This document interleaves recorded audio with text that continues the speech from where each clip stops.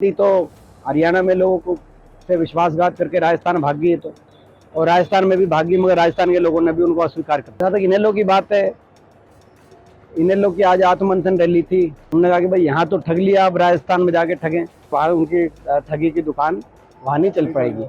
क्या तैयारी है, किस तरीके से देख रहे हैं? लगातार रैलियों का दौर शुरू हो चुका है। देखिए, मैं समझता हूँ कि जहाँ तक हरियाणा प्रदेश की बात है, हरियाणा प्रदेश की जनता बीजेपी जेजेपी सरकार से त्रस्त है और हरियाणा को दोबारा से विकास, खुशहाली, उन्नति, भाईचारे के रास्ते पे लेके जाना चाहती है। हरियाणा आगे बढ़े, देश में उदाहरण बने। दिल्ली के 3 तरफ बसा हुआ प्रदेश हरियाणा, इसका उदाहरण बनना चाहिए देश में। ऐसा हरियाणा के अंदर इस रूप से विकास हो, लेकिन यहाँ उलट हो गया। विकास में हम पीछे हो गए। बेरोजगारी, महंगाई, भ्रष्टाचार, इनमें हम आगे हो गए। ये खट्टर सरकार की देन है, बीजेपी सरकार की देन है, जेजेपी सरकार की देन है। तो ये आज हरियाणा में निश्चित बदलाव निश्चित है। यहाँ पे कांग्रेस पार्टी की सवाल है, हम लगातार विपक्ष आपके समस्या कार्यक्रम जो कर रहे हैं, अब चुनावी वर्ष के अंदर जो भिवानी की हमारी रैली हुई, हिसार की रैली हुई, उसके बाद हमें विपक्ष के रूप में नहीं, अब विकल्प के रूप में प्रदेश की जनता देख रही है कांग्रेस पार्टी को, और कांग्रेस का परिवार लगातार बढ़ रहा है। लोग कांग्रेस का जनाधार प्रदेश में हुड्डा साहब के नेतृत्व में, उदय भान जी की अध्यक्षता में लगातार बढ़ रहा है। प्रॉपर्टी डीलर एसोसिएशन ने आपको समस्याएं बताई बहुत ही अभी प्रॉपर्टी डीलर एसोसिएशन के हमारे बहादुरगढ़ के अध्यक्ष और सारे पदाधिकारी और बहुत से यहाँ पे लगभग मैं समझता हूँ कि सैकड़ों की संख्या में यहाँ पे डीलर उपस्थित हैं इस कार्यालय की उद्घाटन के समारोह में।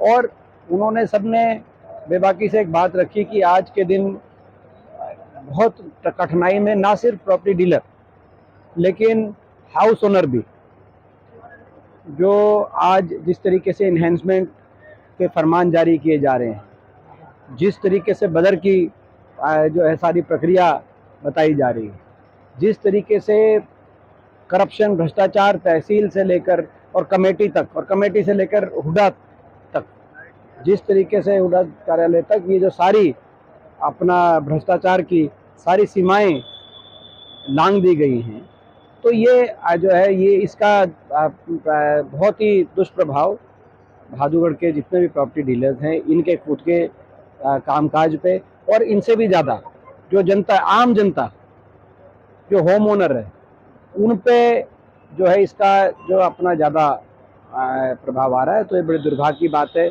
ये एक और उदाहरण है कि किस तरीके से प्रदेश में भ्रष्टाचार चरम पे है। आज इनेलो की रैली, उसमें जो उम्मीद जताई जा रही थी कि इंडिया गठबंधन के बड़े नहीं पहुंची, एक रैली जज्बा की हुई राजस्थान में, वहाँ भी सत्ता की चाबी बनने की कोशिश, क्या टिप्पणी? ये जेजेपी पार्टी तो हरियाणा में लोगों को से विश्वासघात करके राजस्थान भाग गई है तो, राजस्थान में, और राजस्थान में भी भागी, मगर राजस्थान के लोगों ने भी उनको अस्वीकार कर दिया।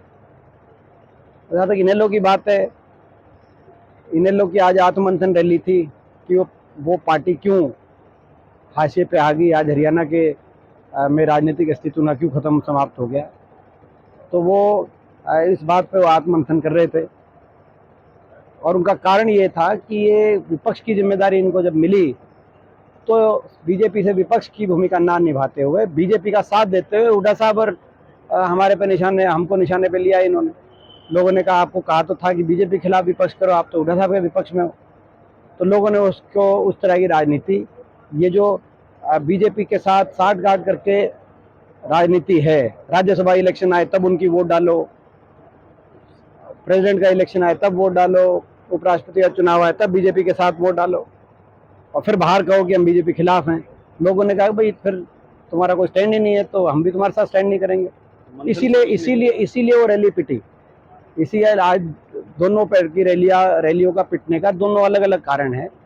वो तो हरियाणा से भाग गए, हरियाणा के लोगों को विश्वासघात देके उन्होंने कहा कि भाई यहाँ तो ठग लिया, अब राजस्थान में जाके ठगें। मगर राजस्थान तक खबर पहुँचा दी हमने, हरियाणा के लोगों ने पहुँचा दी। वो अब उनकी ठगी की दुकान वहाँ नहीं चल पाएगी।